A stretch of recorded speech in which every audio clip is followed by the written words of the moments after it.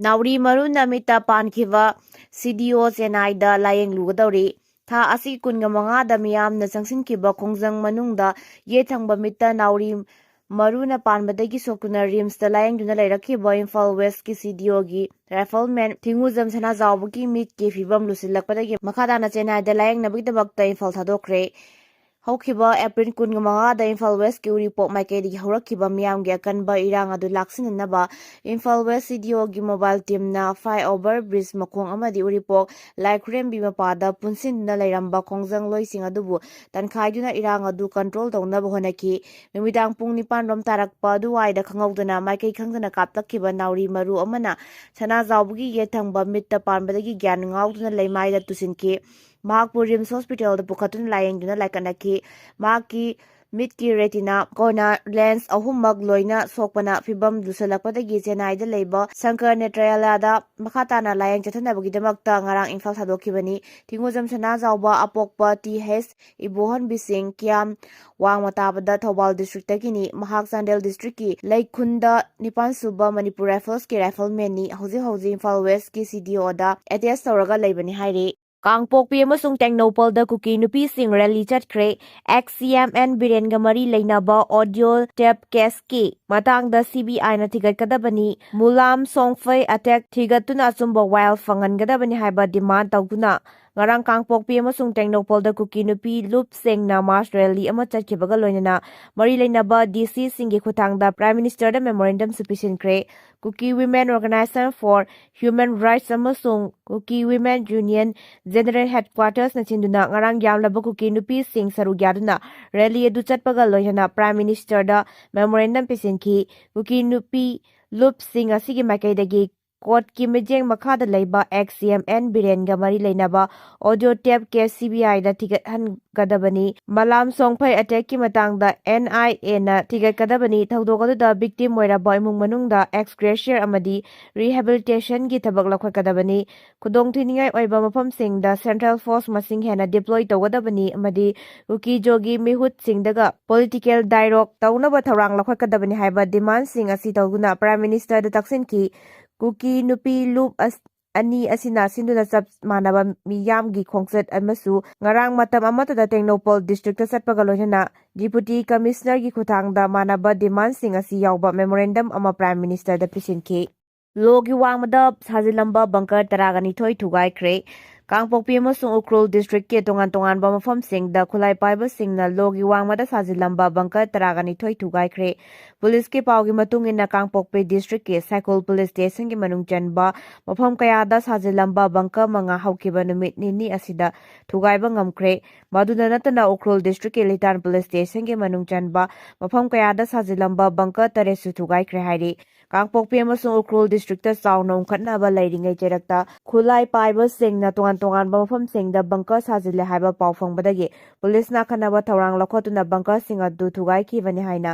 tongan ba police station gi thadorakpa chero singna phongdorakle official oiba pau amagi matungina Lungtar Hills ta sajilamba bunker ahom tingpi pung amasung Lapland Blast ta sajamba bunker sing adu leba pokpa numita thugaikibani aduga manana Ukrul gi mafam kayada saramba bunker taresu security force lauthokre hairi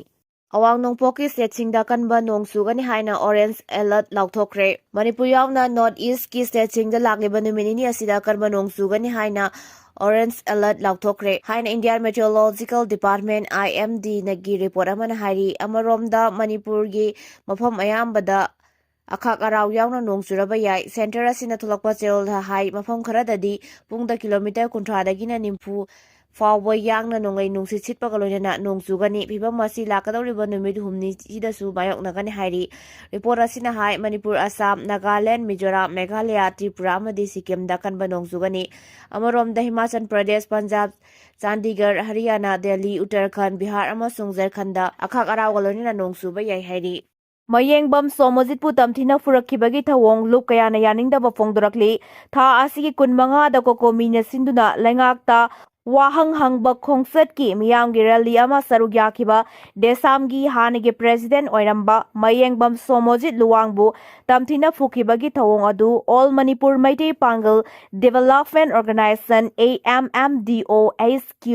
ꯂꯤꯂꯣꯡ ꯎꯁꯣꯏꯄꯣꯛꯄꯤꯅ ꯑꯀꯟꯕ ꯃꯑꯣꯡꯗ ꯌꯥꯅꯤꯡꯗꯕ ꯐꯣꯡꯗꯣꯔꯛꯂꯤ꯫ ꯂꯨꯕꯁꯤꯅ ꯊꯥꯗꯣꯔꯛꯈꯤꯕ ꯆꯦꯔꯣꯜ ꯑꯃꯗ ꯊꯣꯛꯈꯤꯕ ꯊꯧꯗꯣꯛ ꯑꯗꯨ ꯌꯦꯛꯅꯕꯅ ꯀꯅꯥꯅꯣ, ꯃꯔꯨꯞꯅ ꯀꯅꯥꯅꯣ ꯃꯁꯛ ꯃꯨꯟꯅ ꯈꯪꯗꯕ ꯌꯥꯝꯅ ꯄꯥꯡꯗꯕꯁꯤꯡꯒꯤ ꯊꯧꯑꯣꯡꯅꯤ꯫ ꯁꯣꯃꯣꯖꯤꯠ ꯂꯨꯋꯥꯡ ꯃꯍꯩꯔꯣꯏ ꯈꯨꯟꯅꯥꯏꯒꯤꯗꯃꯛꯇ ꯑꯃꯛꯄ ꯄꯨꯛꯁꯤꯜ ꯑꯃꯠꯇ ꯌꯥꯎꯗꯅ ꯀꯠꯊꯣꯛꯄꯒ ꯂꯣꯏꯅꯅ ꯂꯥꯛꯂꯕ ꯃꯤꯁꯛ ꯑꯃꯅꯤ꯫ ꯃꯍꯥꯛꯄꯨ ꯈꯣꯡꯒꯣꯏꯅꯗꯨꯅ ꯃꯔꯥꯜ ꯁꯨꯛꯂꯩ ꯂꯩꯇꯅ ꯇꯝꯊꯤꯅ ꯐꯨꯕ ꯍꯥꯏꯕꯁꯤ ꯇꯧꯒꯦ ꯌꯥꯎꯅ ꯇꯧꯕ ꯈꯨꯟꯅꯦꯛ ꯈꯔꯒꯤ ꯊꯧꯏꯟꯁꯤꯟꯅꯤ ꯍꯥꯏꯕꯒꯤ ꯆꯤꯡꯅꯕ ꯌꯥꯝꯅ ꯆꯥꯎꯅ ꯂꯩ ꯍꯥꯏꯔꯤ꯫ ꯑꯃꯔꯣꯝꯗ all Kongba road united clubs organisation ꯑꯀ꯭ꯔꯨꯀꯣꯒꯤ ꯀꯟꯚꯦꯅꯔ ꯂꯦꯅꯤꯟ ꯍꯤꯔꯣꯅ ꯊꯥꯗꯣꯔꯛꯄ ꯆꯦꯔꯣꯜ ꯑꯃꯅꯁꯨ ꯈ꯭ꯋꯥꯏꯔꯝꯕꯟ ꯏꯃꯥ ꯀꯩꯊꯦꯜꯗ ꯃꯤꯑꯣꯏ ꯈꯔꯅ ꯀꯣꯀꯣꯃꯤꯒꯤ ꯊꯧꯃꯤꯗ ꯐꯨꯈꯤꯕꯒꯤ ꯊꯧꯑꯣꯡ ꯑꯗꯨꯕꯨ ꯑꯀꯟꯕ ꯃꯑꯣꯡꯗ ꯌꯥꯅꯤꯡꯗꯕ ꯐꯣꯡꯗꯣꯔꯛꯂꯤ꯫ ꯆꯦꯔꯣꯜ ꯑꯁꯤꯅ ꯍꯥꯏ ꯀꯥꯡꯂꯨꯞꯀꯤ ꯏꯔꯥꯡꯅ ꯑꯆꯧꯕ ꯆꯩꯊꯦꯡ ꯑꯃ ꯐꯪꯂꯤꯕꯒꯤ ꯆꯩꯔꯛꯇ ꯃꯌꯦꯡꯕꯝ ꯁꯣꯃꯣꯖꯤꯠ ꯃꯩꯇꯩꯒꯨꯝꯕ ꯊꯃꯣꯏ ꯁꯦꯡꯂꯕ ꯃꯤꯌꯥꯝꯒꯤ ꯊꯧꯒꯜ ꯇꯧꯗꯨꯅ ꯂꯥꯛꯄ ꯃꯤꯁꯛ ꯑꯃꯗ ꯆꯠꯊꯔꯛꯈꯤꯕ ꯊꯧꯑꯣꯡ ꯑꯗꯨ ꯏꯀꯥꯏꯅꯤꯡꯉꯥꯏꯅꯤ꯫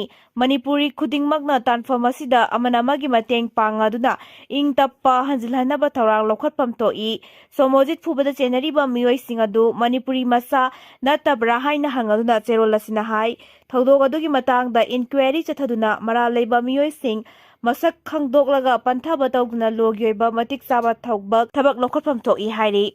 ꯂꯥꯏꯁ꯭ꯔꯝ ꯃꯦꯝꯕꯅ ꯃꯔꯥꯜ ꯁꯤꯔꯛꯄꯕꯨ ꯌꯥꯅꯤꯡꯗꯕ ꯎꯠꯇꯨꯅ ꯋꯥꯀꯠ ꯃꯤꯐꯝ ꯐꯝꯈ꯭ꯔꯦ꯫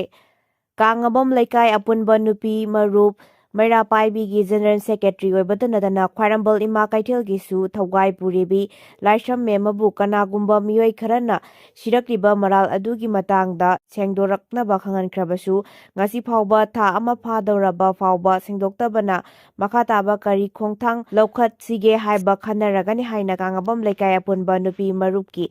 Vice president RK. ꯍꯦꯃꯥꯕꯇꯤꯅ ꯐꯣꯡꯗꯣꯔꯛꯂꯤ꯫ ꯋꯥꯐꯝ ꯑꯁꯤ ꯂꯥꯏꯁ꯭ꯔꯝ ꯃꯦꯝꯕꯒꯤ ꯃꯊꯛꯇ ꯁꯤꯔꯛꯂꯤꯕ ꯃꯔꯥꯜ ꯀꯌꯥ ꯑꯗꯨꯒꯤ ꯃꯇꯥꯡꯗ ꯌꯥꯅꯤꯡꯗꯕ ꯐꯣꯡꯗꯣꯛꯇꯨꯅ ꯉꯔꯥꯡ ꯀꯥꯡꯉꯕꯝ ꯂꯩꯀꯥꯏ ꯑꯄꯨꯟꯕ ꯅꯨꯄꯤ ꯃꯔꯨꯞ, ꯅꯍꯥꯔꯣꯜ ꯋꯦꯜꯐꯤꯌꯔ ꯀ꯭ꯂꯕ, ꯀꯥꯡꯉꯕꯝ ꯂꯩꯀꯥꯏ ꯌꯨꯊ ꯁꯣꯁꯤꯌꯦꯜ ꯀ꯭ꯂꯕꯀꯤ ꯊꯧꯃꯤꯁꯤꯡꯅ ꯄꯨꯟꯁꯤꯜꯂꯒ ꯀꯥꯡꯉꯕꯝ ꯌꯨꯝꯖꯥꯎ ꯂꯥꯏꯔꯦꯝꯕꯤ ꯃꯜꯇꯤꯄꯔꯄꯁ ꯀꯝꯃ꯭ꯌꯨꯅꯤꯇꯤ ꯍꯣꯜꯗ ꯐꯝꯈꯤꯕ ꯋꯥꯀꯠ ꯃꯤꯐꯝꯗ ꯐꯣꯡꯗꯣꯛꯈꯤꯕꯅꯤ꯫ ꯑꯥꯔ.ꯀꯦ. ꯍꯦꯃꯥꯕꯇꯤꯅ ꯍꯥꯏ ꯆꯠꯂꯤꯕ ꯆꯍꯤ ꯑꯁꯤꯒꯤ ꯑꯦꯄ꯭ꯔꯤꯜ 7ꯗ ꯀꯅꯥꯒꯨꯝꯕ ꯃꯤꯑꯣꯏ ꯑꯃꯒꯤ ꯐꯦꯁꯕꯨꯛ ꯑꯦꯀꯥꯎꯟꯠꯇ ꯑꯆꯨꯝ ꯑꯔꯥꯟ ꯈꯪꯗꯅ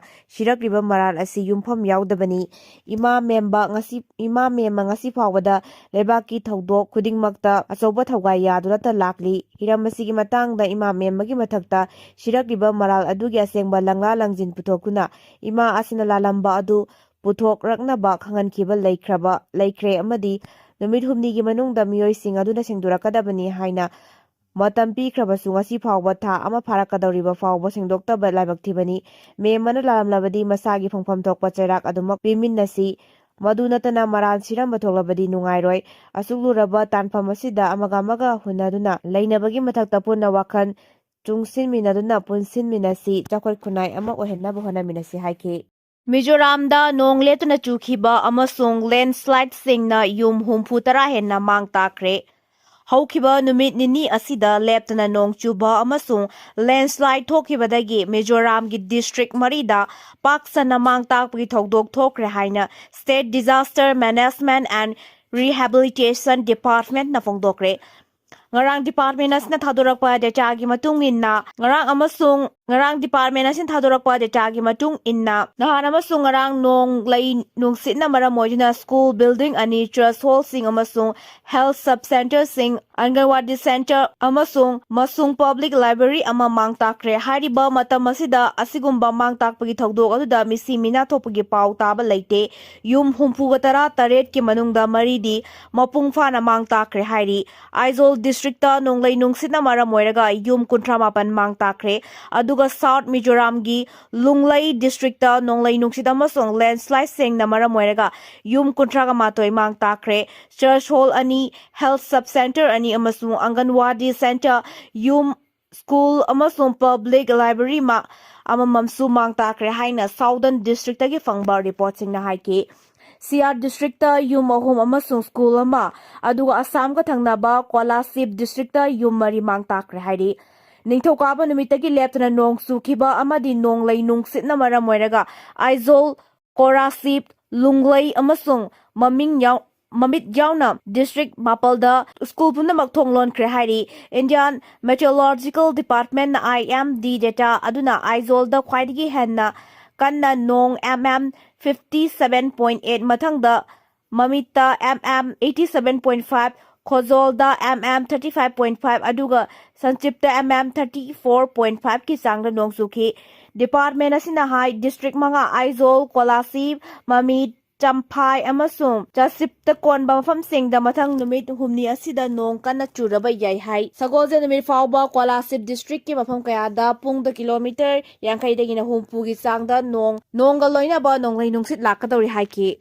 Indiana Megi anganbada S-400 ke marisuba unit fanglagani Russia degi surface to air missile system oiba S-400 time haina mingthonba system asi Indiana marisuba unit ki oiba masak adu mathang thagi anganbada fangadori surface to air missile asina India Air Force ki air defense mechanism da ahenba pangan piragani haina kana thajnari ningsingba yai kumja lising ani tara nipan gi October thada India amasung Russia na S-400 missile system gi unit manga lawnaba US dollar billion manga gi yana se ama khuyek pinakibani manga gi manungda ahum Indiana fangkre mari subadu mathang thagi anganbada yaraklagani thajaba yaba pau gi matung inna manga suba unit adusu hana yana khiba matamdagi ngangkhatlaga November tha faubugi manungda fangba yai haina thajnari USA na India gi khongthang asigi mayokta athingba thamlabasu hana pikhiba order mapung fana adumak lawgadori Digital arrest scam ga mari leinena January thadagi hauzik fauba WhatsApp account lising mapan ga samri ga nimpu thingkre Telecom Regulator Service Providers RBI Technological Gens amasung CBI gi apunba khongthang gi matung inna lebak asida digital arrest scam singi oiba thabak thoram hengalakpadagi thizilaba matung WhatsApp account lising mapan ga samri chahi asigi January thadagi hauzik faugi manungda thijinkre haina center na Supreme Court ta phongdorakle Indian Cyber Crime Coordination Center I4SHINA Ministry of Home Affairs ki makhada chahi asigi February mapanda Supreme Court na pikhiba direction ki matung inna marik sumba report ama thagalakibani Supreme Court ki Chief Justice Surya Kant na lusingba bench na sumotu cognizance ama lakhatuna online da chathariba fraud ki oiba thabak thoram sing asigi manung sanna digital arrest kya ama chatharakliba asigi matangda notice ama reserve Banks of India amasu Department of Telecommunication ga punna report ama piraknaba khangankibani Technological giants oiba WhatsApp na January thadagi pakhalakpa thijinbagi thabak thoram sing asigi makhada digital arrest scam ga mari leinana WhatsApp account listing mapan ga samri thingzin hairi WhatsApp application asibu sijinariba miyoi singi safanabagi damakta enforcement innovation kaya ama pakhali madugi manungda logo detention gi matang da suyauri masida official police natraga lenga koiba insignia kaya ama displace tauba adubu lakthokna bakhangali company asina sijinariba miyoi singda nauna semlakpa natraga masak khangdaba account ama na call torakpa du receive tawguna ba section thorang pakhatna ba haiki